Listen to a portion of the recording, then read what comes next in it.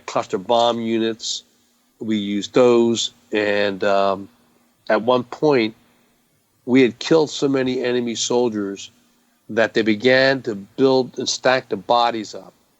And they were stacking up the dead bodies so they could climb up on top of the dead bodies so they could get an angle, a better angle to shoot at us.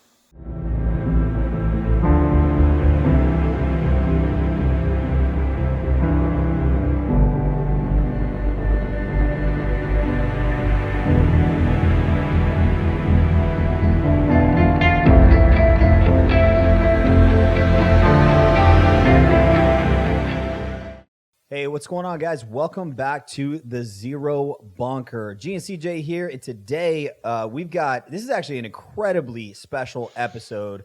We have a couple of special guests, one of which we've had on the podcast before, and it was one of our most popular podcasts, actually.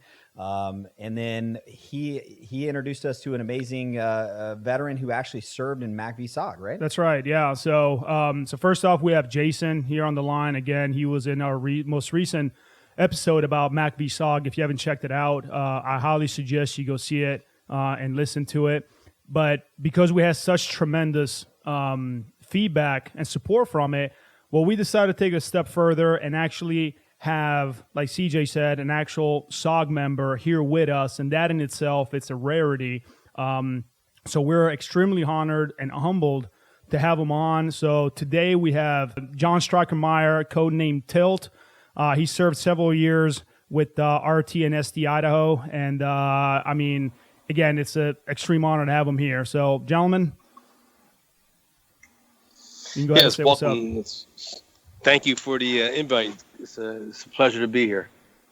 Absolutely. Yeah, happy to be here again, guys. I'm looking forward to this. Yeah, man. Yeah, absolutely. So, John, I just want to go ahead and kick off a little bit with you.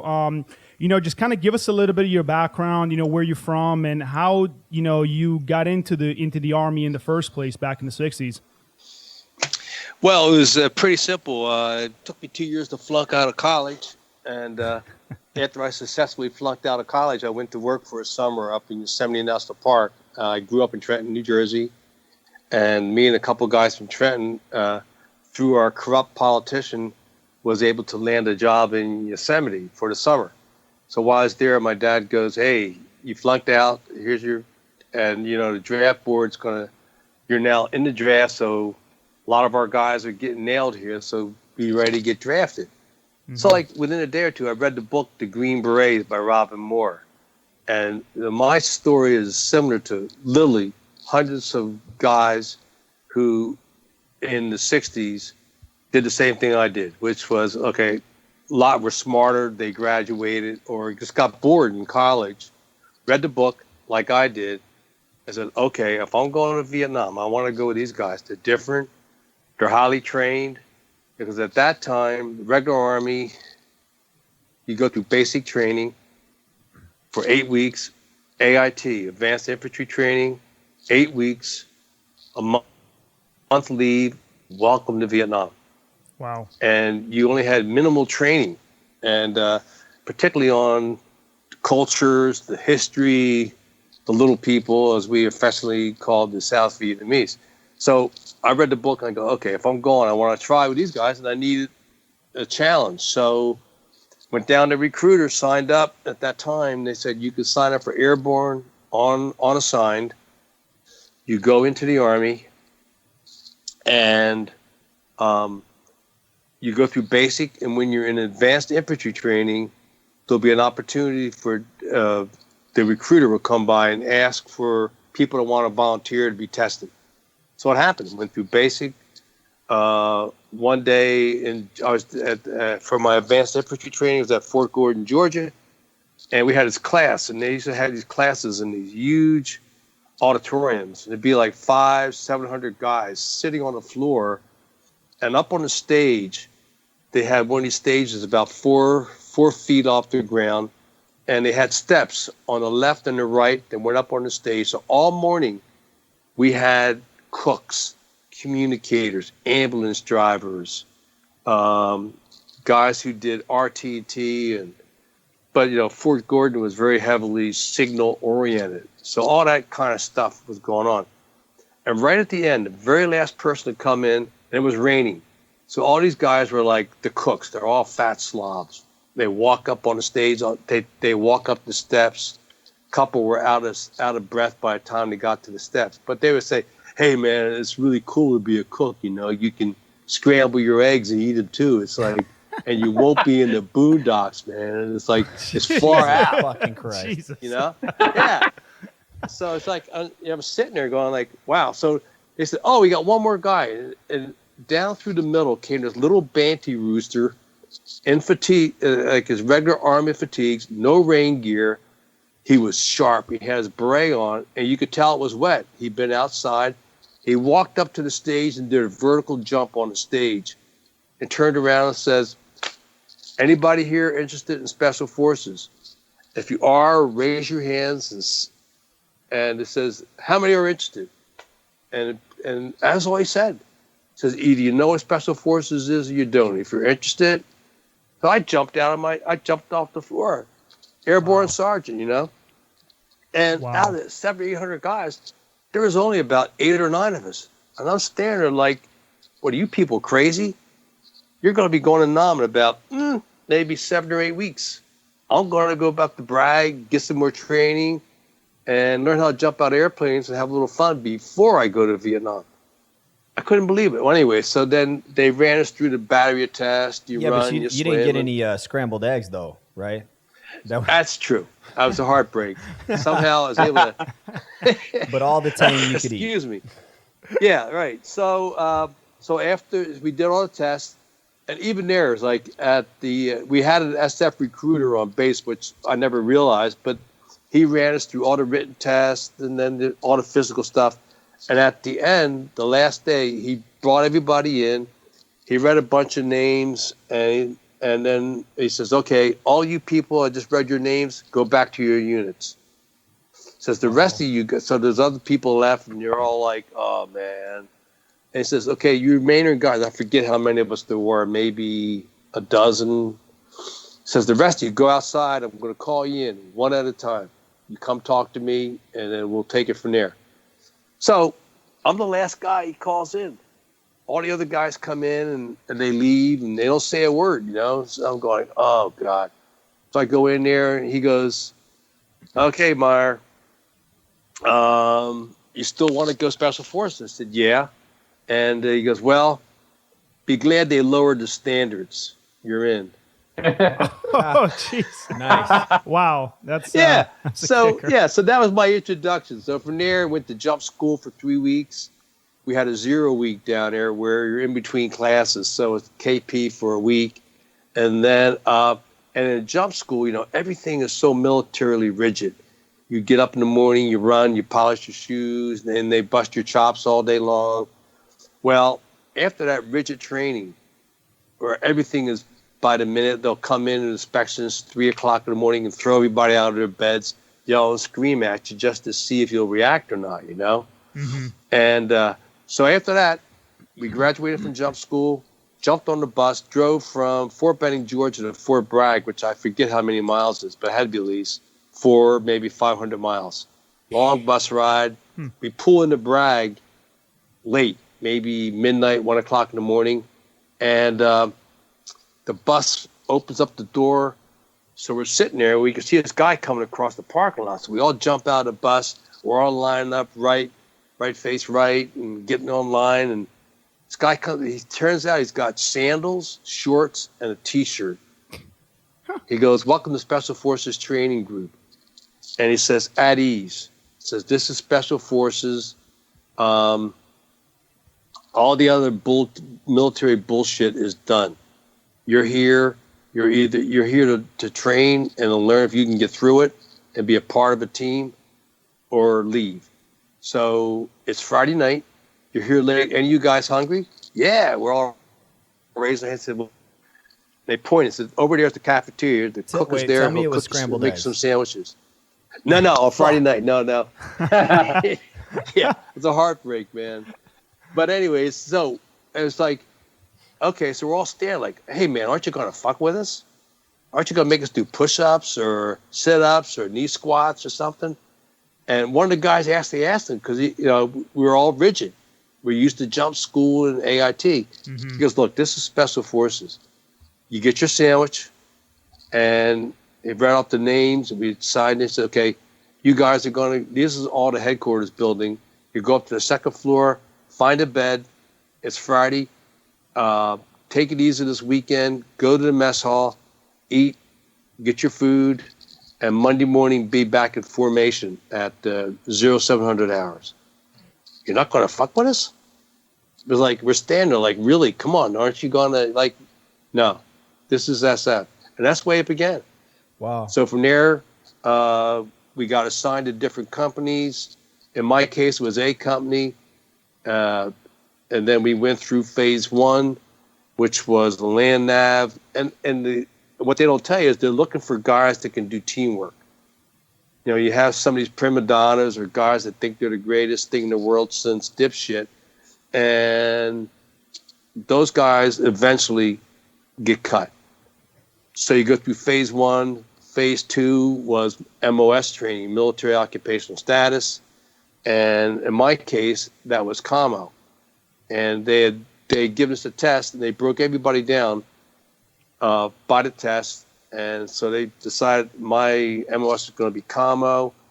And during this training, we met a guy named Phil Villarosa. He's Sergeant First Class. He'd been in Nam 3 times. And several of us had a hard time getting the Morse code part because you had to get up to 15 word groups per minute. And a word group was 5 letters. Then you had a space and then 5 letters. And you had to do 15 per minute to graduate from the class. And that's the SF minimum at the time. So me, Tony Harrell, a couple other guys got recycled. And this guy, Phil Villarosa, came in on weekends. He worked us at night, and we all made it. We graduated from the MOS training. Then you had phase 2, which was the FTX portion of it, where then you come together as an A team for the first time. 2 guys for commo, 2 medics, demo, weapons, intel, and then you have your officer. And they gave us a mission, and we jumped in as a team. And at night we jumped in, and it was in December of '67 because I enlisted in December 1 of '66. Reported for basic training a week or 2 later, and then went down to when I arrived at Bragg was May. In December, early December, we're on the FTX for the final phase 2. And after some more classes and training, we jumped at night in the rain at 800 feet, which is basically a short jump. And in that case, because I was a commo guy, so I had all my gear. In addition to that, I had a steel seat that you put a hand generator on, which included the handles, the generator, and wire and cables and stuff, so that you could run the radio and make commo at night, because all the commo back then was all Morse code. Wow. So you had to set up the antennas, get in the right direction, the right length, get it spread in the trees at the right height, blah, blah, blah. And then you had commo checks during the day and night, and then you send them reports, and then they would send you orders or requests for resupplies, and you had to do the whole 9 yards. And so when we jumped, I had all the regular equipment, the M14, etc., jumped, and then I had the equipment bag, which when you jump, it's tied to your legs, and when you jump out, you get beat up, and because 800 feet, you basically, the parachute opens, and you're like within 300 or 400 feet of the ground. Wow. Damn. And we jumped in the Urari forest, and there was a lot of forest. The LZ was really small. I missed it, but lucked out and went through a couple of tree branches and landed on a road with all the equipment. And we had that night, there was a couple of broken legs, a broken back, other bone breaks. You could hear guys in the woods just screaming from agony. Wow. So that was our FTX. Of course, this is December in North Carolina, Urari Forest, And the second night on the ground, it snowed. We had a foot of snow. And Well, we John, got buried in the snow. I got a quick question, actually, before you move on. I wanted to ask, in regards to training, so, and correct me if I'm wrong, but so the Green Berets, the SF in general, those got started back in, was it 65 or 64, or is it earlier than that? No. The Special Forces history stems from the OSS, the Office of Strategic Services, from World War II. Okay. The reason why I was asking that, I was just curious in regards to like the way, you know, how you went through phase 1 and phase 2 and all the like the training requirements and scenarios. Do you think, like, I was trying to figure out if it was something that they just built recently when you went in, they just kind of built, they were still kind of learning because it was kind of like a new concept, you know, guys running, you know, going behind enemy lines and working. Well, with no. See, forces. this is our training. Our training was for a traditional AT. Right. Okay. You know, and so, and near the end, like particularly with the MOS training, with the guys in commo were really cool. Mm-hmm. Once they saw a couple of guys dropped out. I mean, they just couldn't take it. They went back to a leg unit. But once we got near the end, they told us, when you go to Nam, get on the A team. First, learn about the country and the people, because that way you'll be on the A team as traditional. And then when you get in country, after you do your in-country training, they're going to come up and ask you, do you want to volunteer for a project? Don't do it. It has the highest casualty rate in the war, and nobody knows about it. Wow. Okay, so we make a little mental note. We do our field training exercise. In our case, because we were commo, they shipped us down to Fort Gordon after Christmas for 3 months of radio teletype training. And during that time, myself and Johnny McIntyre, we got busted. We got reduced in rank to an E-deuce, took a month's leave, went to Vietnam, we landed April 28th, 1968. We landed in Cam Bay, went to 5th Special Forces Group. The first night we're there, the Viet Cong mortared the base. The barracks next to us where the indigenous troops were, took 2 hits, killed several people. And so welcome to Vietnam. And we're in a guerrilla war, and that was the first taste of it. We had 3 weeks of in-country training, and sure enough, the last day, at the end of the last class, another little sergeant comes out and says, anybody want to volunteer for a project? Just like they told us. And they said, so Johnny McIntyre goes, hey, what's the project, Sarge? The guy goes, sorry. Gotta have that guy, the guy. Oh, yeah. So, like, you're either in or you're out. If you're interested, see me after the meeting. So, sure, me and McIntyre, you know, by that time, the Green Beret movie had been out for a few months, or I'm not sure for how long. The song had been out for a bunch of years already. And it's like, I'm a real Green Beret, you know? I'm going to go with whatever this guy's selling. Let's go. So the bottom line, what he was looking for is volunteers for SOG. But he couldn't tell us. He says, if you volunteer for this project, you're going to go to CNC and you'll get a briefing. I can't tell you anymore, but you'll get a flight from Nha Trang to Da Nang. You'll report to a safe house, House 22 in Da Nang, which was a SF CIA safe house that has security, food, hookers, everything you needed in life to make you happy. So here's me and Johnny Mac, first night. Go up, take a shower, and there's a couple of hookers in there douching themselves out with coke and cleaning up right along with the guys. And it's kind of like, whoa, this is a different part of the war we never thought about. The next morning, they said, okay, you guys that were here for CNC, command and control, on the deuce and a half, you're going to get your briefing.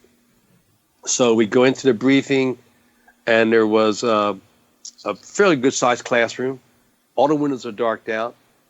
And we go in, of course, we're all used to having pads and pencils. We're pulling them all out.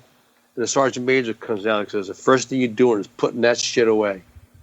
Welcome to CNC. He says, this is a special operation. And before you, each of you have a piece of paper, and we're going to hand them out right now. And you're going to agree not to ever talk about anything in this project ever again for 20 years. If you do, you agree that you'll be prosecuted if the government finds out. Man, so that kind of shit, like really, like you always hear them stories about like like we're gonna do some shit, but you better not fucking say anything about it, you know, like. But that was like a legitimate thing that actually you experienced. Oh yeah, it happened. That's the way it went down. Wow. And so most of the guys stayed.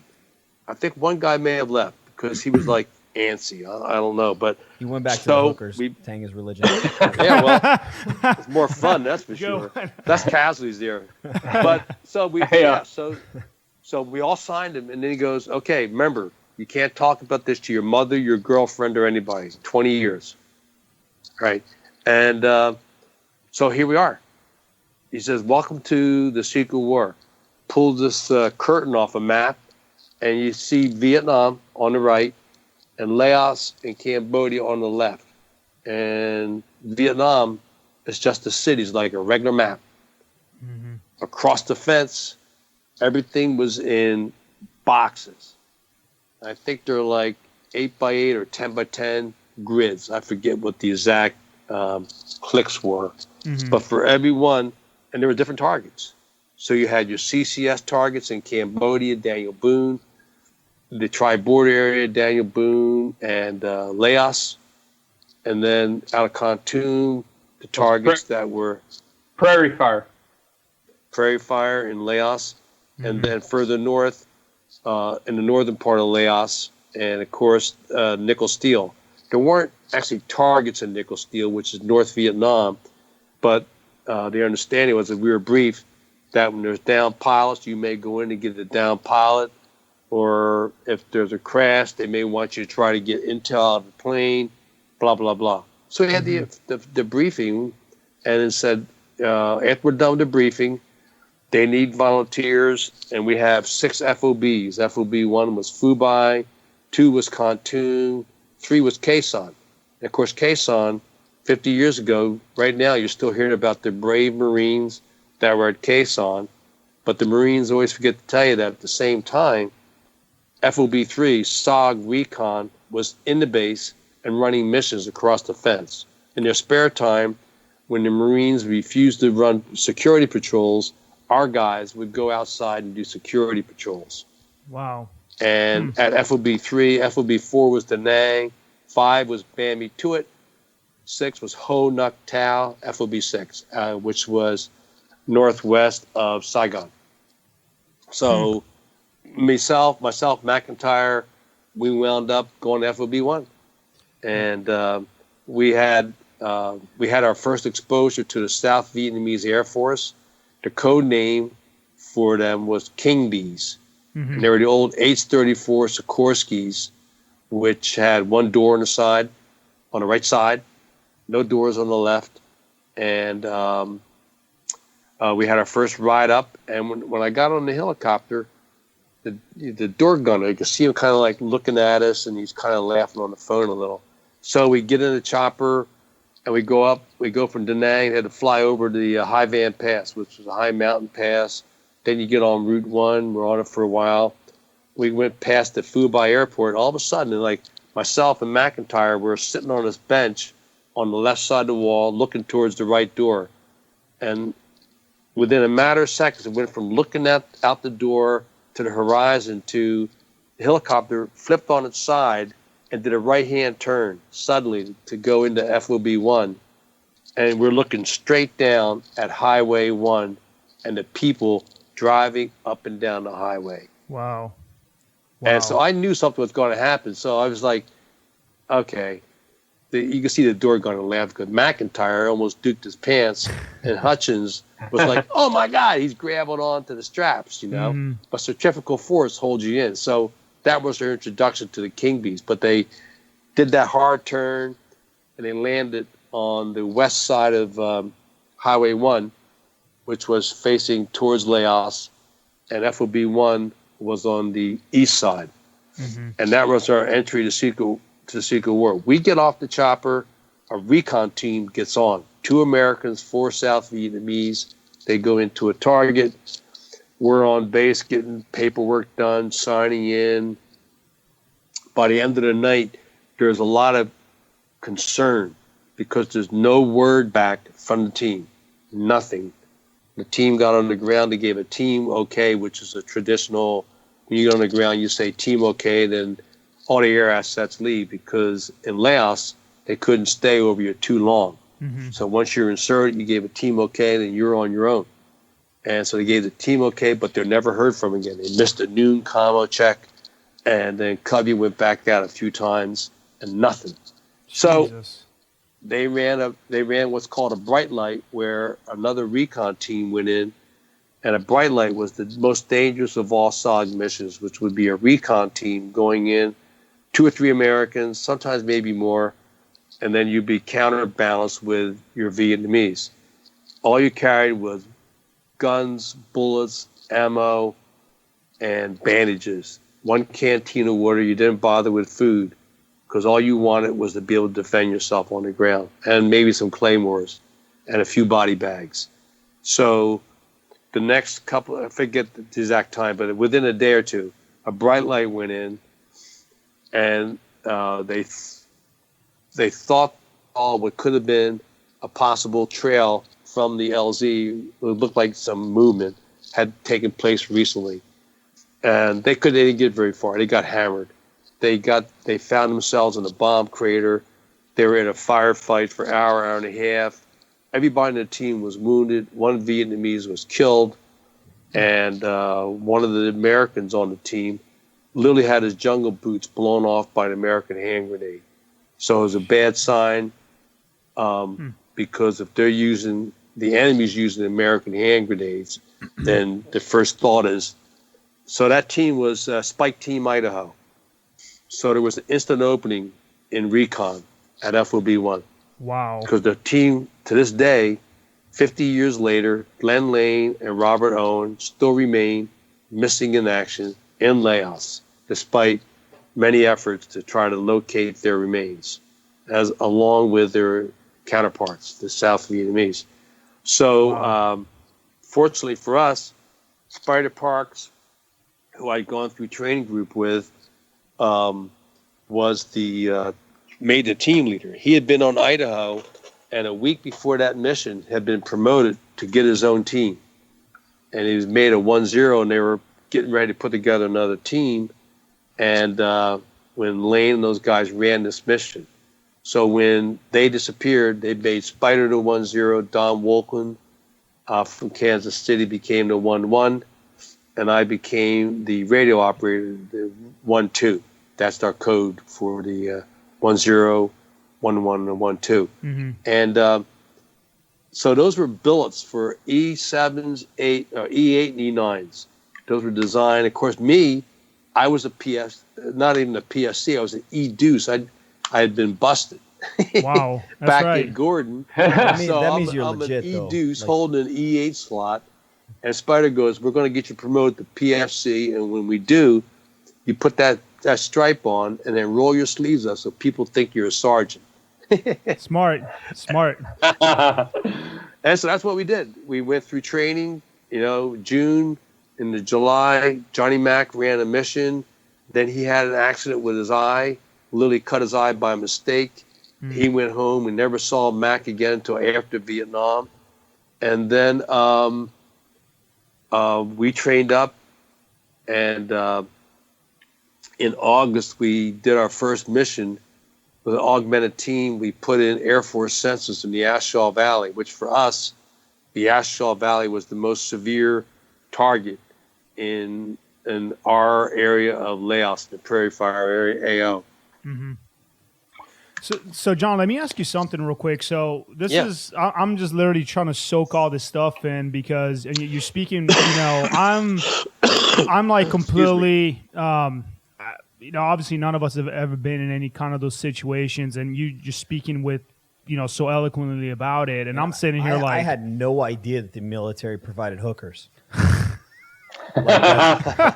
Is it just me? Those were like not official military issue now, but they just happened to be available.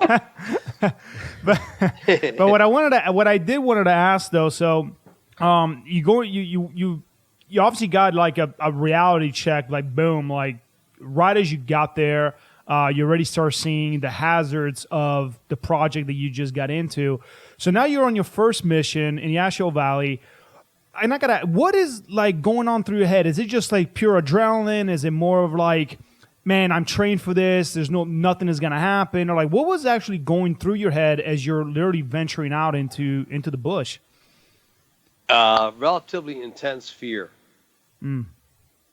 Because there is an adrenaline kick, but that is because it's so uncertain. I mean, and so we ran that mission in August, and when I landed at FOB1 in May, by that time there had been several recon teams, and our AO had completely wiped out. Another team, everybody was killed except the team leader, who escaped and evaded back to the Ashaw, and fortunately was picked up by an American unit, air unit, that just happened to see him. He had kept his mirror, made a flashy. They came down and picked him up. So, and in fact, tomorrow down in San Antonio, they're going to have a formal military service with full honors for a guy named Captain Don Carr, who went missing in action in Laos on a visual reconnaissance mission, flying as a Cubby rider from 1971. They just recovered his remains from Laos. But well, you said that was in San Antonio. That's like our neck of the woods. Yeah, because we're it's up in down Austin. there. That's right. Yeah, you guys, it's on your home turf. And so he'll be down there. I think there may have been something in the local paper, or it will be. But anyways, that's one of our guys. So and there was as we were training, going through all the different drills, weapons, learning how to rappel, first repelling from a tower, repelling from helicopters, from H-34s, which we used at that time in 68. FOB1 was predominantly King Bees. Everything, they took you in, they picked you up out of the AO, and they were fearless. Majority of them were just incredibly courageous pilots. And then we had other air units attached to us. And then in September, we did another insertion. There's some monsoons. So you whenever it was dry, we go out to the range, train to do the contingency drills, practice doing wiretaps, doing night surveillances, using any kind of camera work, everything that we could possibly use in the field. And we just, every day, 400 to 600, 700 rounds through the weapons, doing contingency drills, immediate reaction drills, and then experimental weapons. And we had the M79s, which were a 40 millimeter grenade launcher, and they were too big, so we cut them down. We trimmed them down. So as you trimmed them down, the way the weapon fires, when you fire the grenade, it leaves the barrel and spins. So we kept cutting the barrel down. We wanted to make sure there was enough left in the barrel to get the grenade spinning, because it would have to rotate and spin. I forget the number now, but it had to spin like 10, 12 times before the grenade head was activated. Yep, so that's that right. when it made contact, it would explode on contact. So let me ask you something. I just want to touch upon this because as you're talking, and I'm holding in my hand. Actually, gonna pick it up. So as we're actually talking, man, I actually have a clone of an XM177E2. This was actually made by Troy, and I wish you were here to, sign it or something. That'd be cool. That would make it legit. But in regards to the weapons, man, experimental weapons. Now, was it more of like you guys have just the freedom to say, you know what, we need this, let's just fucking make it happen, or like you just kind of have free reign on it, or how did that work out? Well, every team decided what they wanted. So in the early days, some guys were carrying Swedish K's 9mm. Some carried a grease gun. I don't know why. A few guys carried a Sten gun, because I guess they saw too many World War II movies. They just thought it was really cool to have a Sten gun. Again, 9mm version.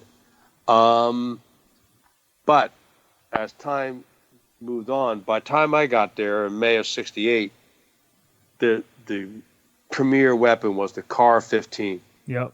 like you said, the XM177, whatever the hell it is. But it had a collapsible stock, shortened barrel, and just an amazing weapon. Mm-hmm. And I guess the only shortcoming was we didn't have 30-round magazines back then. So we had 20-round magazines.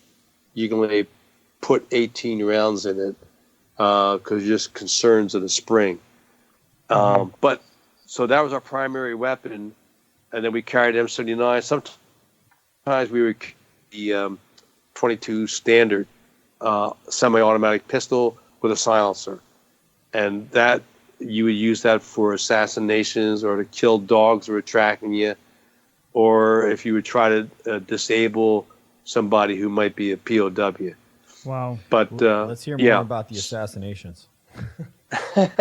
Well, I mean, I'm not that we would jump in somewhere and go assassinate Ho Chi Minh. Nothing quite that glorious, but I'm overstating that a little. No, we get it. No, we're just hoping for some Metal Gear Solid shit, man. But let me ask you something. So when you guys ran these missions, I understand that the majority seemed like it was recon, like wiretaps and maybe POW rescues and all that. But was there ever a time where when you guys took contact was like, you guys expected to go out there to actually make contact with that was actually the mission, or was always the rules where it's like, because we're outnumbered and we make contact, we gotta, E&E? No, our mission was recon, and we never really sought out contact. We're not the Marine Corps. That's their job, not the Rangers. They like to do that. Sure. But our job was to go across the fence and find out what the enemy is doing. Yep. And of course, with the infinite wisdom of our government, in '62, they agreed to not send combat troops into Cambodia or Laos. Mm-hmm. And of course, they in effect didn't send combat troops to North Vietnam. So the politicians tied the hands of the soldiers from the beginning. Sure. So in '62, our country, our leaders agreed to that. Well, by '62, Ho Chi Minh and the boys have been shipping supplies down the Ho Chi Minh Trail for 5 years. Yep. Already. They were infiltrating troops, supplies. They were expanding the Ho Chi Minh Trail, and the trail would come from Hanoi south, then would go to Laos, come all the way down with trails into I Corps, which is north-south Vietnam, 2 Corps, which Jason's more familiar with. He's written a lot about that in his book. Mm-hmm. And then further south in the 3 and 4 Corps. And the intel reports we had, there were 40 to 50,000 NVA troops in Laos. Cambodia, they fluctuated between 60 and 100,000 troops. They would stage, train, go across the border, attack, go back, and lick their wounds. And our troops could not follow. Sure. So by '62, they've been doing this for 5 years. And, of course, the commies, being the wonderful people they are, lied publicly, said it was strictly the Viet Cong. It's not. Yes, there were Viet Cong and local elements, but the NVA and their cadre were there pumping them up. So by '68, this is 6 years later, the supplies, Russians were there, the Chinese were there, tons of supplies, billions of dollars, backing them up. Yeah. So that's what we're up against in Laos. So in answer to your question, our job was to go see what was going on. Yeah. In my case, I never, ever left the target without being under fire. Wow. The only question was, how much? Wow. So on Thanksgiving Day, '68, we were down in Honuc Tao, FOB 6 TDY, temporary duty, for a couple weeks. Our first mission was to find 3 NVA divisions. The 1st, the 3rd, and the 7th were MIA. That's 30,000 soldiers. The CIA, the DIA lost track of them. How they happened, I don't know. Mm-hmm. But our mission for our 6-man recon team was to find them, and we did. And that's one of the stories that's in my first book, Across the Fence, The Secret War in Vietnam. Yep. And we talk about that. And so, and in my case, getting back to the chronology, we ran the missions, the wiretap. We did in-country ambushes, in-country patrols, and then Spider Parks got promoted to Covey Rider, and we had the forward air controllers that would fly over the teams, and they would control the air assets. So the team on the ground would talk to somebody, and then our code name for our fax were Covey, Covey, and they had a Covey Rider who would be a Green Beret who had time on the ground, so that the team on the ground has somebody of experience to talk to. And so Spider got promoted to Covey Rider, and then Don Wolken became the team leader. We ran a training mission, and then October 6th, we ran a mission, got inserted, had trackers up until we put up at night, and it's a RON, rest overnight, which was the team would set up. We have like a perimeter, put out claymore mines, and the next day we moved, and the trackers were always on us. We knew they were getting closer. Maybe about 2 o'clock, maybe 1:30, 2 o'clock, we were kind of going up this hill, and it was thick jungle with a little path, an animal path, and then there was a steep drop-off. And we looked back, and we saw 2 NVA soldiers, maybe 7,500 yards. I forget how far back, but they were just standing there looking at us. And so that was like weird. It was the first time any of our guys had seen them just stand there staring, looking. So we immediately went to high ground, found a knoll, set up a team perimeter. I tried to make radio contact, couldn't. Around 2 o'clock, they hit us. They hit us with wave after wave. Jesus. But we were on top of the hill. We had triple canopy, so they could only get mass so many people at one time. So we kept blowing them back down the mountain. I'm trying to make commo. And this went on for 4 hours. And this was my first major contact. And so we finally got in some TAC air. We had A-1 Sky Raiders, did napalm runs. The fast movers came in with gun runs, bomb runs. And then they had cluster bomb units. We used those. And at one point, we had killed so many enemy soldiers that they began to build and stack the bodies up.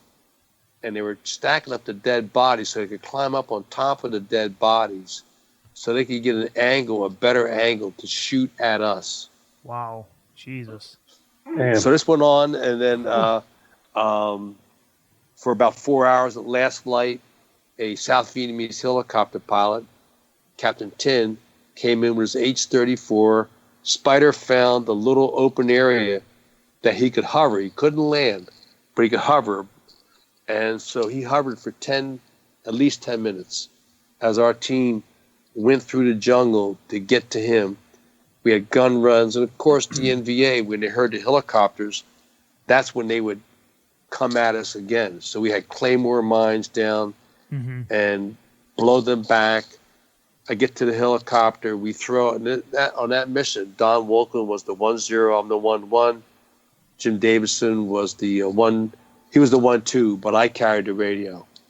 And then we had Hep, our interpreter, Sal, the team counterpart for the team leader for the Vietnamese, and Phuc, who was our point man.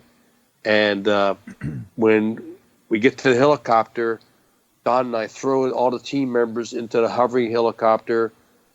Don tells me to get on. I just grabbed him. He weighs about 220 pounds with all his gear. I just picked him up and threw him into the helicopter. And so he reached down and grabbed me. As we're left, I was down to my last magazine and my last hand grenade. And so that was our first real taste of real combat. Jeez. So, like, in answer to your question, we really don't kind of look forward to those scenarios. Sure. Because the odds were overwhelming. And then, here's another one of these little odd moments in time when, as you're leaving, means right near the end of the day. So the sun is set, The jungle is beautiful. It's that dark emerald green. And then as you look at it, there's these beautiful little red and yellow lights you can see, which were guns shooting at us, trying to shoot down our helicopter. And of course, the green tracers that were coming up by the hundreds.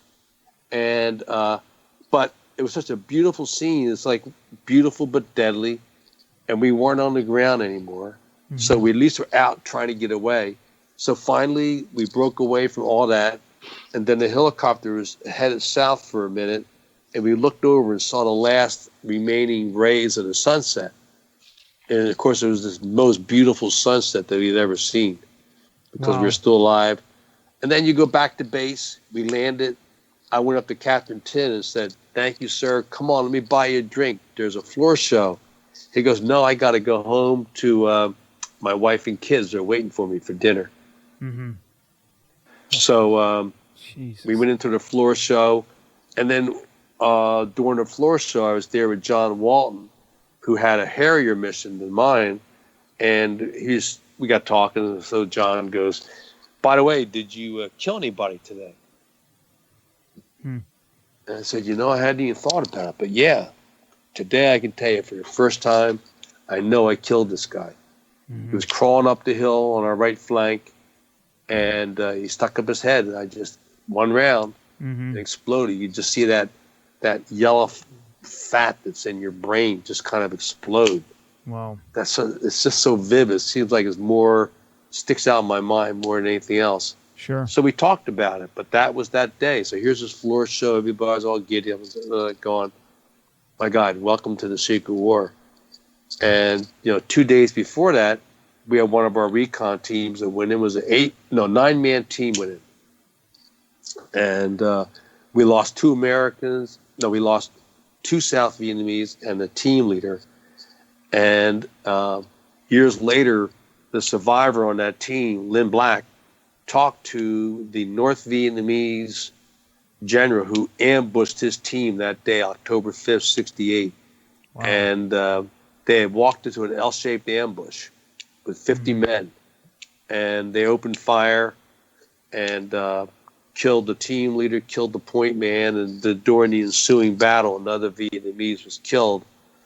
And they were there all day fighting with the combat, wave after wave attack. When our guys ran out of ammo, they were using NVA ammo, weapons. Jeez. All the claymores were used, and they lost at least 1 King Bee. A Jolly Green Giant was shot down. Several of the fast movers got severely damaged. The A1 Sky Raider was severely damaged, and Marine Corps gunships were damaged severely. Wow. And at one point, they killed so many with our situation where they killed so many, they got the dead bodies and built a bulwark and hid behind a bulwark. So when the next wave attack came, they could hide behind the dead bodies of the enemy soldiers to protect themselves. So this thing went on all day in their case. They finally got pulled out, and 25 years later, the Americans were trying to go back to recover the American team leader was killed. And Lynn Black talked to the guy that ambushed the team. And he told him, "Yeah, I ambushed you with a 50-man squad." And the NVA told Lynn that it was a 10,000-man NVA division that attacked that 9-man recon team. Wow. And American air power, between the air power, the helicopter gunships, and the team, he said, "You inflicted 90% casualties on us that day." Wow. Imagine those odds. Yeah. That's, wow. Here's the kicker. If you read Across the Fence, my first book, here's the line that you'll take to bed tonight with you. The general goes, "Who was the radio operator that stood up in the initial ambush?" Lynn goes, "That was me." And the general goes, "You shot me 3 times. Wow. Lynn goes, "Yeah, I remember shooting some of these guys. I'd spin them around. They wouldn't go down, so I'd shoot them a second time. And some of them I shot a 3rd time." Says it turns out one of those guys I spun around was that general. Jeez, man. Wow. Just another day in SOG. That's, it just completely, just literally blows my mind. Just first off, just listening to all this and trying to even picture what's happening. I mean, the overwhelming odds that you guys have faced. I mean, let me ask you this. I mean, obviously, SOG. What do you think the size of SOG altogether? Because if Jason, he mentioned this in the last episode. I mean, SOG was actually the most decorated unit in the entire Vietnam War. Is that correct? I don't know the answer to that, to be honest. Okay. Yeah. I've heard that a few times because, none of us went into this looking for medals. Absolutely. Sure. Absolutely. And so that's why, but I can tell you this. Here's the numbers. For the entire war, you had 3.2 million Americans that served in Vietnam. That includes at least 500,000 Navy sailors that were on the aircraft carriers, gunships, resupply boats that were offshore who never came on land. And so wow, 3.2 million Americans served in Nam. Approximately 20,000, maybe give 1,000, take 1,000, were Green Berets. Out of the Green Berets, approximately 2,000 served in SOG. Out of the 2,000, it depends which author you talk to, between Jason, myself, John Plaster, guys that have done a little bit more total research, they'll say anywhere from 4 to 6 or maybe 700 actually ran recon missions across the fence. Wow. That's and then out of that, man. here's the other number that Jason has talked about, which is there was more than 100% casualty rate. Right. So right.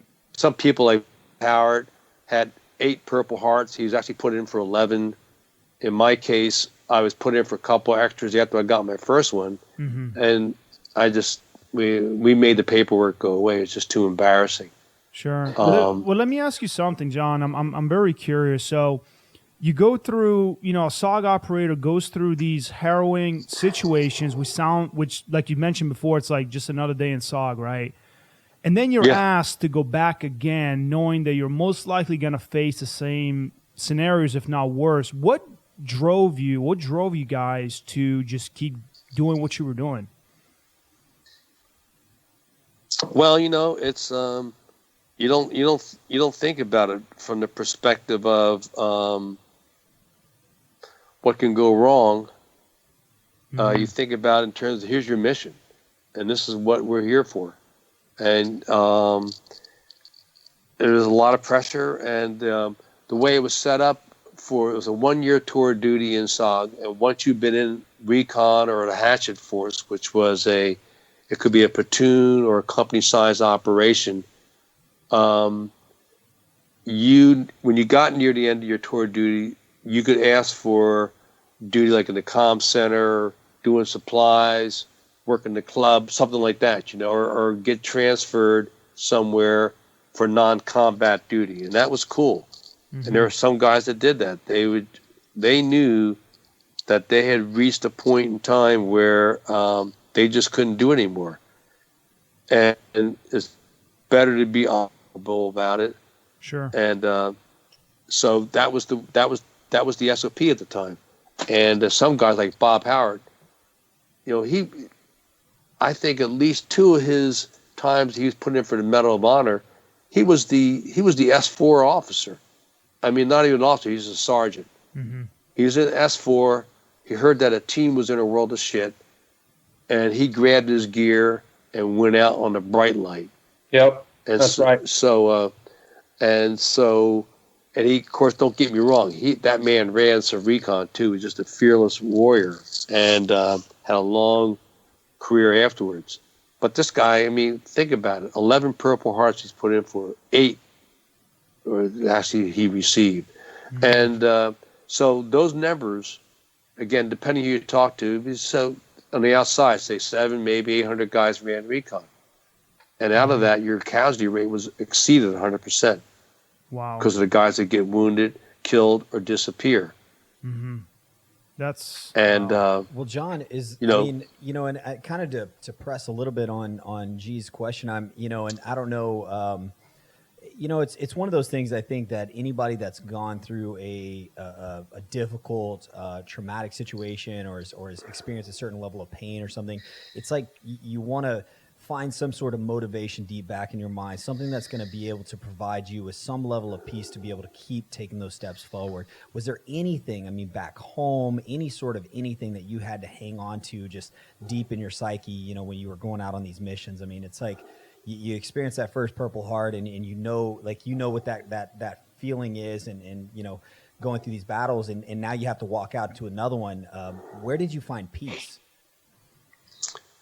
Well, back at base camp, and there were little distractions there. But in my case, in our first few months after we got fully operational, it would be whatever amount of time in between the missions, because we ran really hard through the end of October all the way through November, December. Like we ran a mission on Thanksgiving Day, we ran one on Christmas.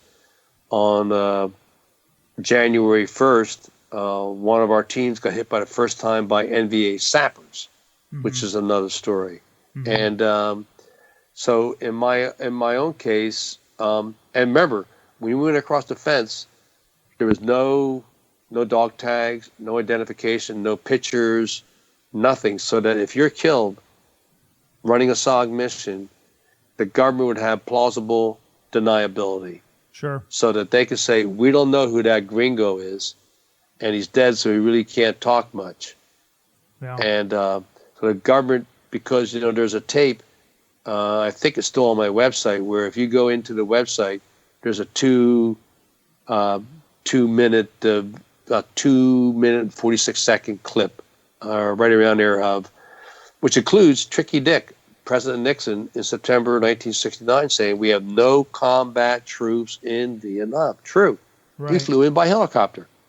Now, government deniability, and I've seen your pictures from when you served, when back in your younger days, and you look exactly like Jason Bourne. Is there any coincidence here? Yeah, he's my illegitimate son, but his mother told me not to tell anybody. Actually, hey, John, I made a post on Instagram about that. I was like, it's kind of weird how John Meyer looks a lot like Matt Damon. Hey, man, well, at least John's the real deal, so. Yeah, that's the best compliment anybody ever paid Matt Damon. Yeah. I like that. Thank you. John, let me ask you something. I'm just curious about something in regards to. So you guys are running these teams. It sounds like you guys had a lot of you guys were hand in hand with the South Vietnamese, right? How close was your relationship with these guys? You know what I mean? And the reason why I'm asking that is I know talking to other veterans and watching some documentaries here and there, they would say that when eventually we ended up pulling out of Vietnam, one of their biggest letdowns, I guess, was that they were leaving these guys behind. Because they've done so much for us and working with you guys. So I was just curious, how close were y'all to these guys? Well, in my case, we were really close. But it was something you had to earn.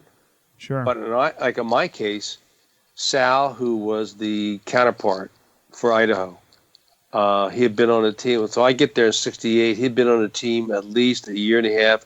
He'd been in CNC running recon for at least 2.5 to 3 years. Depends on who you talk to.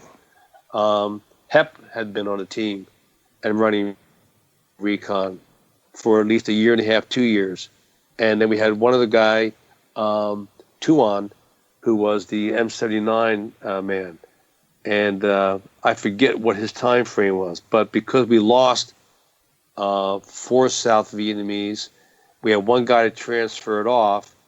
When we went out and we hired young guys, that's part of our training, was to get back into step with these guys, And so when Spider first introduced me to the team through Hep, because none of us spoke Vietnamese, Sal told Hep, our interpreter, he's too tall, his feet are too big, and he looks stupid. Now, I asked Hep what he said. Hep wouldn't tell me. until 6 or 7 months after that. But during that time, we did all the training every day, and then we had to do, when the monsoons came, we had duty in camp, sandbag duty, flood control, whatever else came up, right? And then when we actually got back when the monsoons ended and we really got running hard, that day,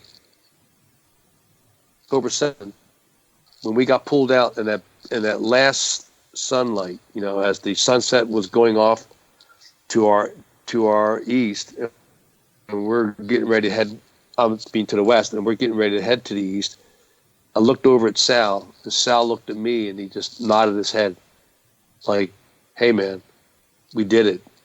And every time thereafter, whenever we got pulled out, of course, it was always under fire, I get that look from Sal to make sure I got his nod of approval. And it took time to build that. And, we became really close. And we go over and play poker at night, Vietnamese poker. And the Vietnamese were much more touchy-feely guys than Americans are. And at first, I was a little bit like, oh, man, what am I, in California? What's going on here? But it was just the way they were. And I got to the point where it was really nice. You sit around and play poker, a guy would sit there with his arm around you, or his arm would be on your leg, or sometimes it would be on your arm. It was just a closeness that developed with each of us as time went on. And, that was that respect that you had to earn. But by November, when we got into camp, they had 30 slots for recon teams. Well, Idaho had disappeared. Alabama had been wiped out a few months earlier, as had several other teams.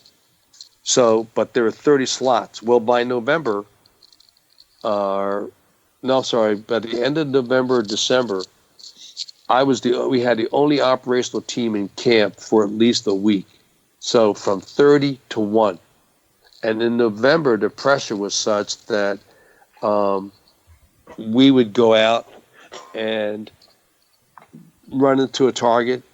And a lot of times there were security leaks that we suspected. And of course, we have since confirmed long after the war. But there would be times when we go out, we get shot at primary, secondary LZ, and then shot out of the alternate LZ. Then you have the long flight back, have lunch. They literally give you a new target. So here's the target, here's the mission, gear up, go back. And we had sometimes 2 or 3 days. This would happen day after day. So you have the long helicopter flight. You go in, all of a sudden, all the adrenaline's pumping, and you get shot out of an LZ. Get shot out again. Get shot out a third time. Mm-hmm. Go back. And then in between that, we're running missions. One time they put us into a target, and the weather was kind of sketchy, but we wanted to do a wiretap and get a POW if we could. So on this one, we took an 8-man team, and we got in. I split the team. We came across the Laos did they burned. They would burn all like a stretch of forest, and so we found this area that had been burned maybe 4 or 5 years ago, and it was right in the middle of this jungle area. So I split the team because I wanted to get away from the LZ. And normally what we would do is once we gave a team okay, tell Cubby we're on the ground, we hear no enemy, your team okay, and the helicopters have to leave, go back and refuel because they just would run out of gas. And so here we got on the ground, gave a team okay. I split the team on one side of the jungle, on the other side, maybe about 80, 100 yards apart, and went straight up the mountain. And we climbed really fast. We moved quickly. I was just felt unorthodox. I wanted to do something different. So normally we'd move for 10 minutes, wait for 10, move 10, wait 10, move slowly. Well, this day we did. We were up, moved along for, I forget how long, at least an hour, hour and a half, just push, took a little break, push. Mm-hmm. We came across the trail, We crossed the trail, went to the other side, and then we set up an ambush, which was a classic ambush with, in the center, there'd be claymore mines on the right and the left, and in the middle there'd be a bar of plastic explosive. And so anything is designed so that anything that came into that kill zone, everything would be killed except for the man standing or walking by the plastic explosive. That was enough to knock him out. So we could pick up the body and take him back. Everybody else would be killed. And we set up the ambush. We ran the wire up the telephone pole, had a wiretap running. It was a perfect mission. They didn't know we were there. And it was a big trail. I mean, it was like a city road. It was that wide. And they could drive tanks side by side. But we're on the ground, we could see that. But when Spider Parks flew over, when they put us in, he didn't see that. You couldn't see it because they were able to literally cover the trails. So a couple of hours, 2 or 3 hours later, Spider comes back, and I gave him the code. We got a POW, and then, we had this code, which was, we have a POW, rally the assets, will be there, and me and Bubba Shore were going, oh, this is great. We're going to get us a R&R. You get a $100 bonus. You get an R&R anywhere in the world if you get a POW for 5 days, right? So we're back and forth quietly thinking we're going to go. Well, Spider comes in. I give him a combo check, and I gave him the code. We're going to get a POW. Tell me when to meet you at the LZ. And he goes, don't breathe, don't move. I'm at 10,000 feet. I can't even see the mountain you're on, let alone where you are. So, yeah. So right after that, above us, we hear tanks.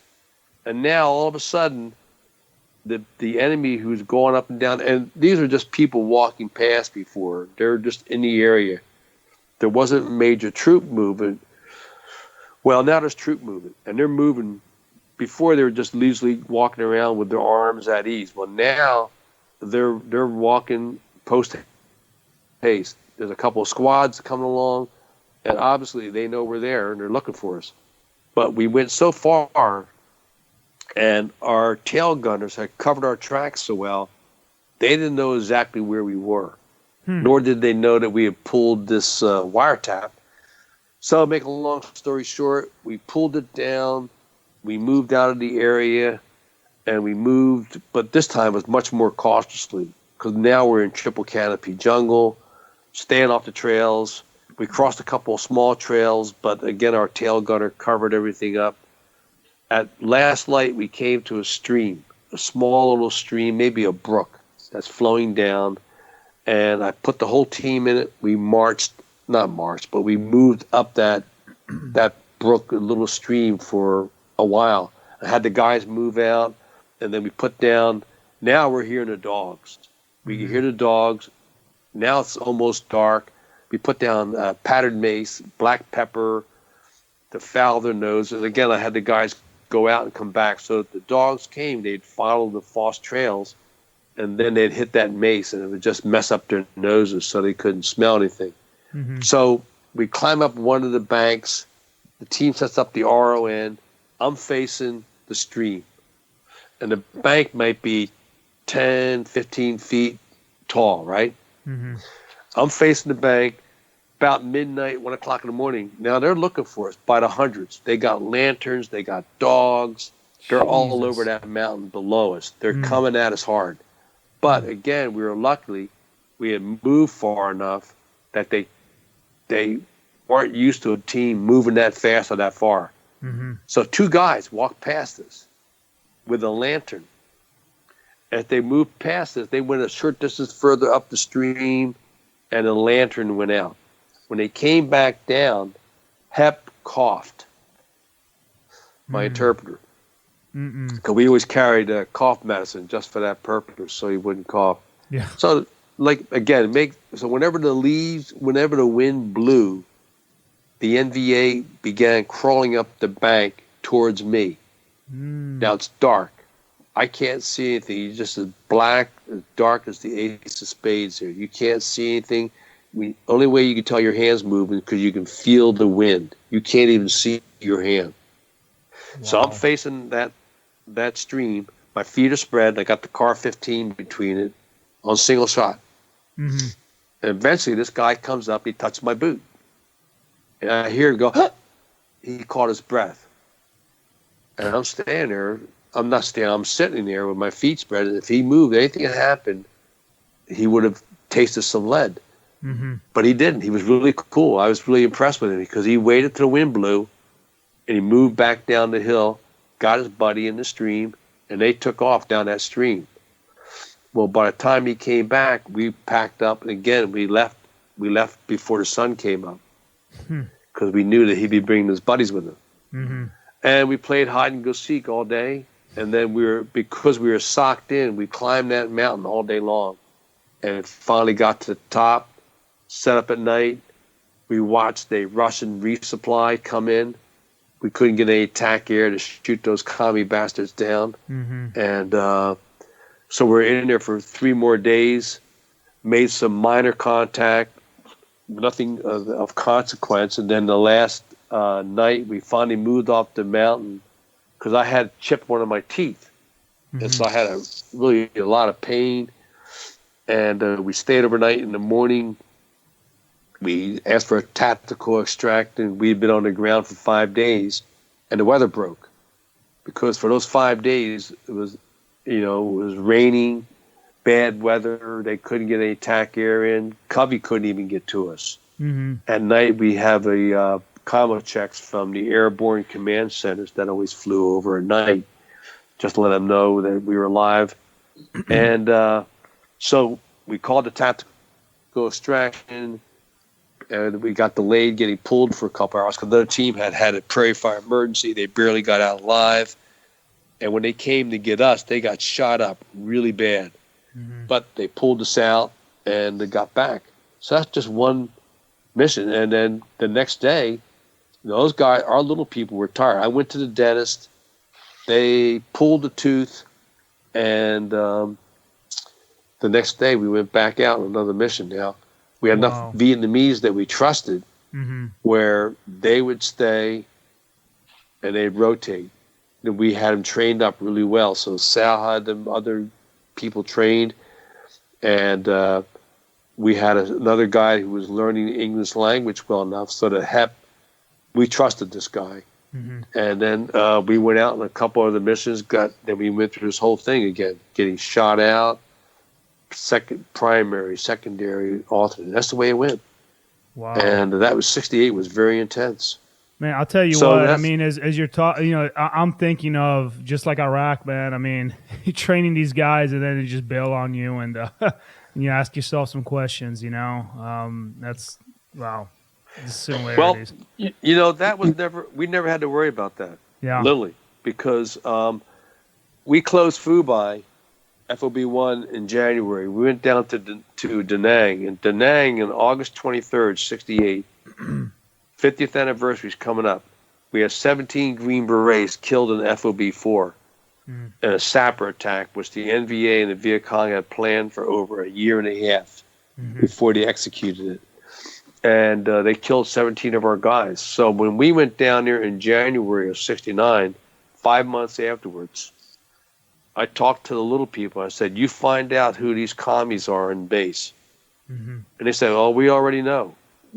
Our recon guys, because of what happened in August, we know who the bad guys are. And if anything happens, they're dying. Yeah. And in fact, some of these guys might just disappear sooner than later. Mm-hmm. I said, okay, good luck. If I can help you, if you need any weapons, poison pills, or anything, you let me know. Amen to that. We don't. If you confirm that they're commies, they're bad guys, let me know. So I never worried about it. So we got down there.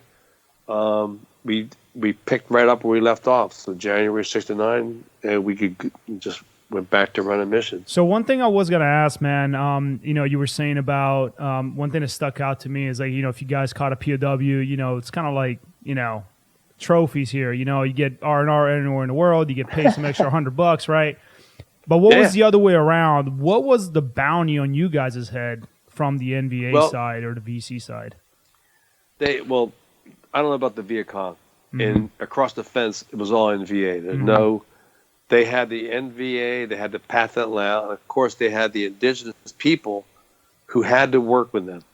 Yeah. So like when we went in on the ground, they would have their dogs, their people would be tracking us, but they had to work with the bad guys. So, in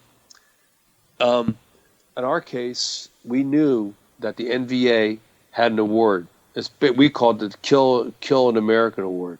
Mm-hmm. And they did. And we just had, in January, one of our recon guys went back to Southeast Asia with the National League of POW MIA families. Mm-hmm.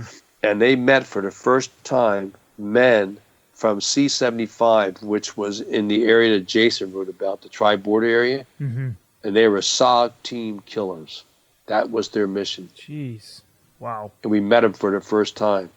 And so then the next question is, well, why would you meet now? Well, because they have MIAs and we have MIAs. To this day, we have 50 Green Berets missing in action in Laos alone. Sure. Yeah. From the Secret War, plus 100 airmen that died supporting us. Mm-hmm. And Wow. those are hard numbers, man. Oh, absolutely. I mean, even just one alone it's Oh, yeah. already high enough. So I know, Yeah. G, you were curious about this, and John, I'm not sure if you're willing to speak on this, but one thing that I think a lot of the listeners are interested in with our podcast is kind of the idea of going from service into civilian life, and these amazing experiences, things that we, I mean, both G and I, we fought in our own, war in Iraq and Afghanistan. Which I want to state for the record, not even close to Right, what you went through. I want to state that right now. So we can't even imagine the idea of stacking bodies to stand on to get a better vantage point. Right. Yeah. So it's but how do you, okay, and also, back then it was, it was a different time as well. I mean, the resources, the understanding of things like we have today, post-traumatic stress or whatever. And of course there was a political side of Vietnam in general, just kind of a non-acceptance, like transitioning back into the civilian world. Like, what was that like for you? Can you give us a little bit of experience going from what you went into? Well, I could do that. And then, but also the Vietnamese on my team, when we think about Vietnam, what you just kind of said there about the war and some of the characterizations of it, particularly after that despicable 10-part series by Ken Burns. I mean, some of it was good, but some of it was so off. I made that. Yeah, I actually made a post about that. I said, it was documentary was good, but I feel like it was very, very one-sided towards the wrong side. Oh yeah. So yeah, and so the Vietnamese on my team knew their government was corrupt, and at least 3 or 4 of my guys were North Vietnamese.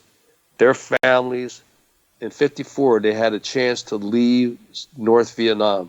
There was an 18-month period of time when anybody in the North could leave to come south. Anybody in the South could go north. Well, nobody went north, I'll tell you that. But the Navy had ships, and people came down Highway 1 by the thousands to get away from the commies. Oh, Ken Burns didn't bother to talk about that. So just so you keep that thought in mind, because our guys, and the reason why I, to this day, would go back and do it again is because we're fighting communism. Yes. And they preferred corruption they knew to communism, which they knew better. And show me where communism has worked other than through sheer brute force. Mao killed 50 million of his own people. Stalin, 30, 50 million? Yeah. And nobody even blanches. And that idiot Castro, what a lying piece of crap he is. Yeah. And to this day, we got a president that wanted to go down, the last president that wanted to go down and become buddies with those clowns. Yeah. Anyways, so in answer to your question, I wandered a little bit, but in answer to your question, after my second tour of duty, it ended suddenly.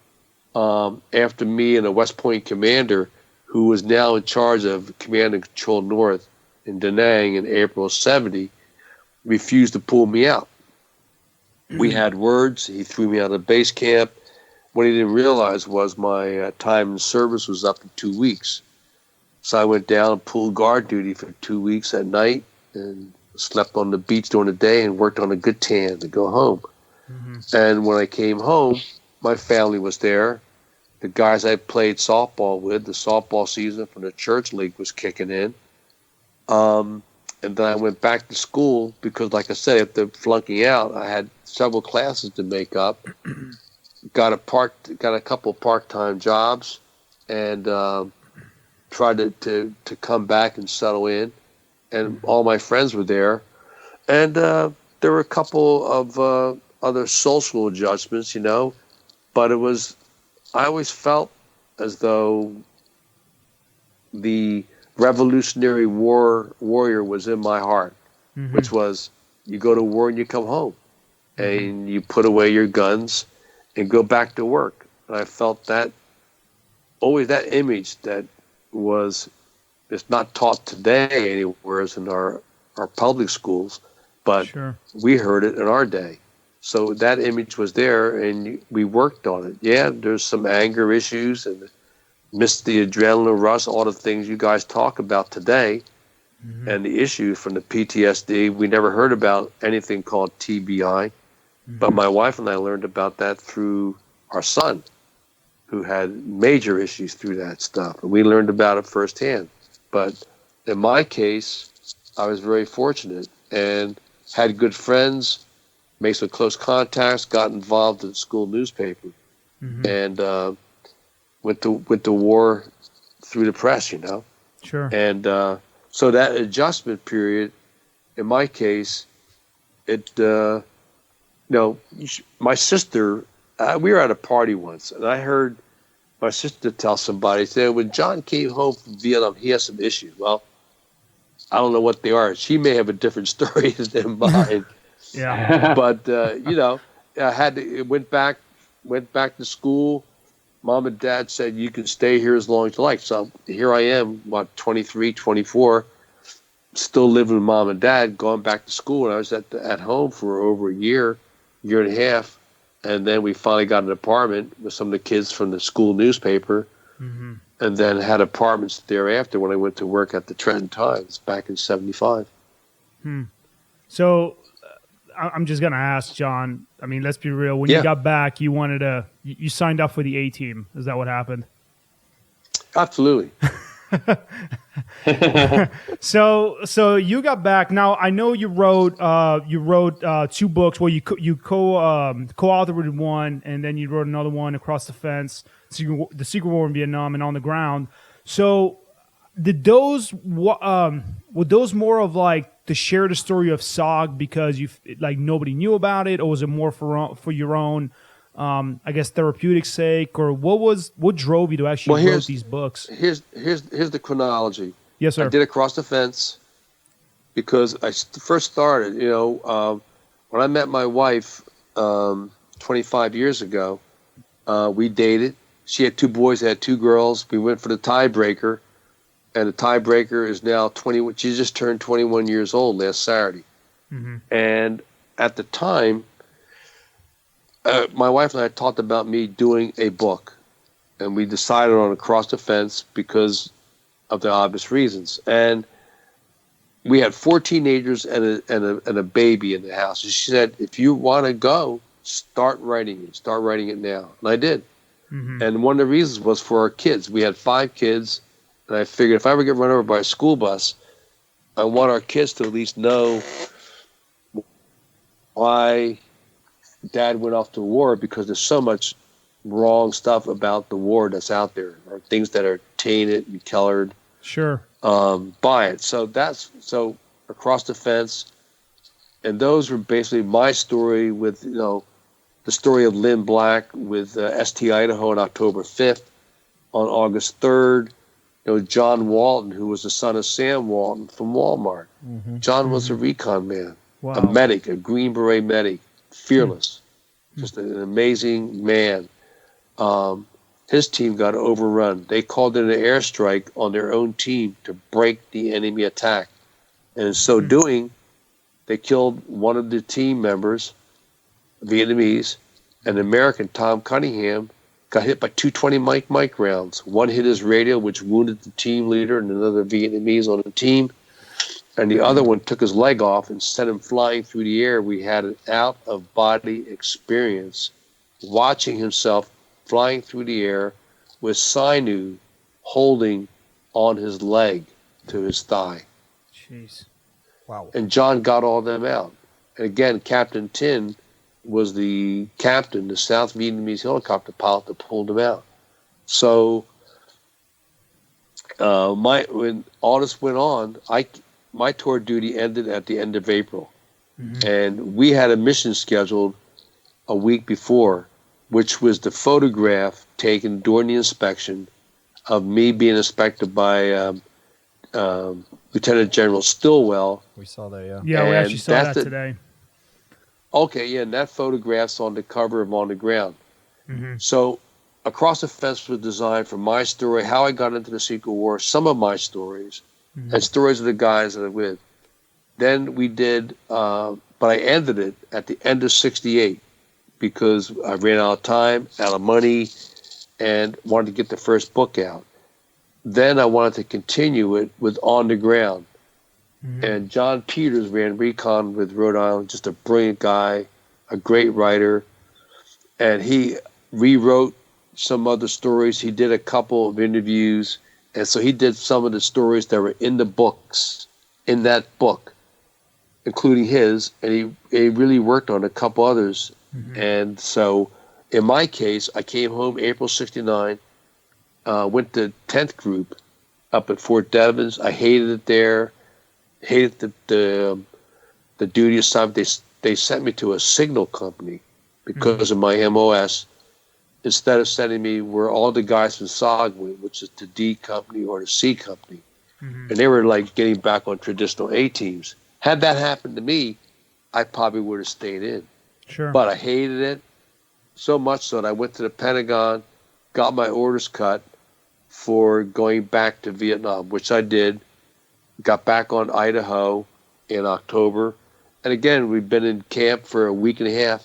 One of our recon teams disappeared. 2 weeks later, another recon team disappeared. And they're still on the missing list. Now, the first team that disappeared was RT Maryland. Those three Americans the remains have been recovered. And they were buried in Arlington in 2013, I believe, all three. And so they came home, and we buried Donnie Shue at his hometown of Kannapolis, North Carolina. There was a procession 9 miles long. Wow. From the funeral home to Kannapolis Cemetery, where his remains were buried with full military honors there. And then the three were buried.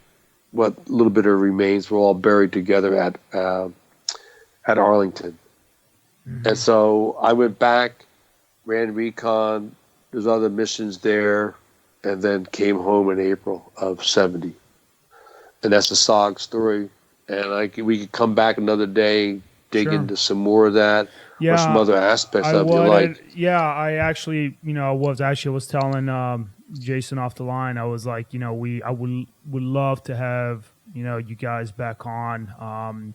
I mean, it's I'm still just kind of trying to get all this sunken in, to be honest. It's the very last question I got to have real quick. How did you get in the nickname Tilt? Pinball machines.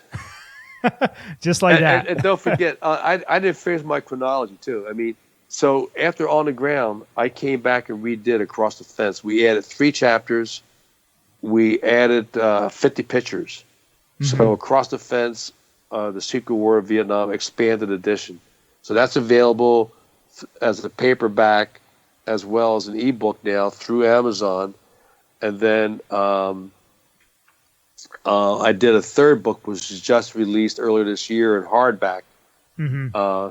It's called SOG Chronicles Volume 1, which was a SOG mission in September of '70 outside, further west of the Prairie Fire AO in Laos. A hatchet force went in with 120 indigenous troops, 16 Green Berets to relieve a CIA unit that was under siege by the NVA. Was this And our Operation guys- Tailwind? Correct. Okay. Yeah, and the only Green Beret medic on that mission, Gary Mike Rose, received the Medal of Honor October 23rd from President Trump. That's right. Yep. They did an article. That's my on that. third book, and like I said, that one's available in hardback, but that's just directly through me. But the regular paperback and the ebooks, they're all online, and they're available. Yeah, and we'll be sure to and, put all the links down into the description so everybody can see it. In fact, I'm gonna go pick some copies up. I can tell you that. John, if I send you one, like, I would be honored if you could sign it for me. I think we should do Well, a just combo send me- pack, the book, and then a Tangus religion sticker. Hold on a second. What was that? Just, you got my email now. If not, Jason will give it to you. Just send me your email address, and then or your address, for hard copy, and we'll just get them in the mail, winging their way to you. Man, I truly appreciate it. I'm an pleasure's avid all mine. reader, so Okay, we'll get that done, and then thank you for your service, guys, because when you were there, we had in country, we had, of course, tripwires, ambushes, things like that. But most of the time, for me, we were across the fence, and unless you were careless, you didn't get ambushed. And one time, one of our helicopters that was going to go in, my Sal, my counterpart, saw a wire across the LZ, was able to tell the pilot to abort before we hit the wire.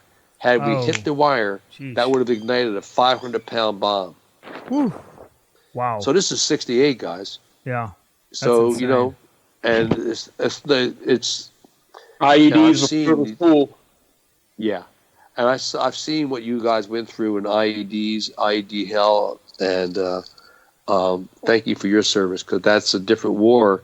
And, we always had the jungle we could hide and give a chance to stack up the bodies, but you guys are out there in the sand. Hey, Ain't nowhere to John, hide. John, I can tell you this, man. If we had leaders with your experiences, I think our war would have probably been done a lot faster. So, Well, I like to think so. And then, like my stepson, he got blown up by an IED. But they had this stupid lieutenant every day, yeah, same time, would send out a patrol, same time. yeah, So when they got hit, not only did they get hit, but the rescue unit that went to get him got hit. yep. And this is familiar. 05. Yeah, Sounds August familiar. 8. What? Mind me asking? You said this was in 05, you said. Oh yeah. Where do you remember where exactly? Yeah, he was southeast of the green zone, attached to a third ID.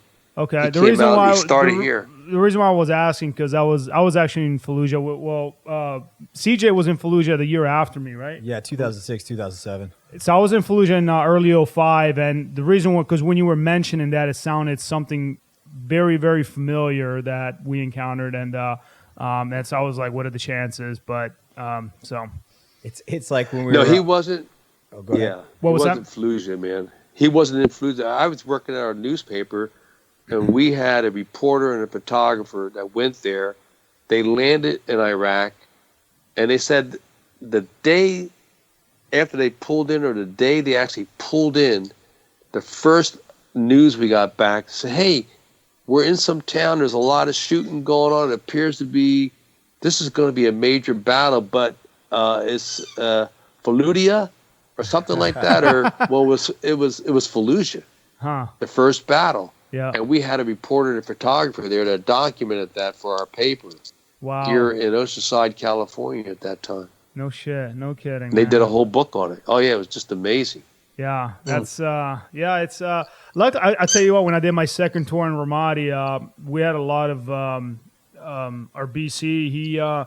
He explicitly did not want any press out there. He just felt like, I mean, in 06, they felt like, they would, the media, man, they twist things around sometimes. And I'm not saying they all yeah. do, but you know how it is. And so he said, no, you guys can't go in there. And I mean, and again, it's not like we just did our job like anybody else would. Well- It's a lot nicer not to have the pressure of, the media behind you, Look, don't don't be so kind to the media. Today's media, which was beginning to really get twisted back in your day. I mean, to the point now where the cable news, even the New York Times and the Washington Post, they aren't what they were 50 years ago. Sure. When there was at least a pretense of objectivity, and they kept the editorials and opinions on the op-ed pages most of the times. But these days, it's disgraceful what's going on. Sure. And you're right. I mean, your BC was point on, because unless it was the Washington Times, which was not very big during your war at that time, Yeah. or SOFREF wasn't around, Yeah. and there's not a lot of news agencies that really reported the news fairly from both sides. I mean, it just didn't happen. So Yeah. your BC was right, because at some point it's bad enough getting hurt in the field, but they get screwed by the media on top of it to compound it. Oh man, that's just a heartbreak. Yeah. And we didn't trust them. I mean, the joke was, you know, we had a couple of stupid reporters that came down to our compound at Fubai. It was a running joke for a while. Okay, at the club, okay, whose turn is it to chase away the reporter today? Because they wouldn't let him in the front gate, and they had to go out and literally tell the guy to leave. If he didn't leave, you just tell the South Vietnamese, if he doesn't leave in 10 seconds, kill him. That's right. Oh, yeah. Man. And so we turned around and walk away, and the reporter got the message and left, whether it was time or whatever. So it was just kind of funny being a reporter years later. We regale that story to others. Sure, man. John, like I said, buddy, thank you both you guys for being on here. This has been a very surreal experience. We appreciate, taking your time to come on with us. I would love to have both you guys back. I mean, I think a lot of listeners are going to want more of this, and rightfully so. We're going to put all the links for John's book, Jason's book as well. Again, thank you for your service, and thank you for all that you have done. And I can only imagine. I've talked to a lot of Vietnam veterans, and I know that sometimes thank you is not enough for what you guys did out there. So, but you got all of our respect, man. Remember, we are the 1% that served our country, so we have our own common bond. Depending on that, regardless of what era, that we're all in it together, brother. Yes, sir. And anytime you want, we'll come back. We can do individual missions or do a follow-up. Yeah, absolutely. Or the second tour of duty, because the second tour of duty has some odd things. And don't forget, too, if you get on or about or near August 23rd, just that story. If you go to On the Ground, I think it's chapter 6, 7, and 8, or 7, 8, and 9. 3 chapters dedicated to August 23rd when they killed 17 Green Berets. Okay. I was actually saw it on the SOGchronicles.com, so I will definitely be picking up a book, my man. And thank you. And, hey, I was gonna say, Jason, once I get your address, I'm actually gonna send you a mug. I do a lot of anti-communist stuff, and I think you'll enjoy. Good. So I'll be sure to send you one, man. I know you'll appreciate it. Hell yeah, all right, man. Appreciate that. Cool, guys. Well, all right. Until next time. Yes, guys. Y'all have a good night, guys. Thanks again. All right, guys. Thank you. I appreciate it. Yes, Take sir. care.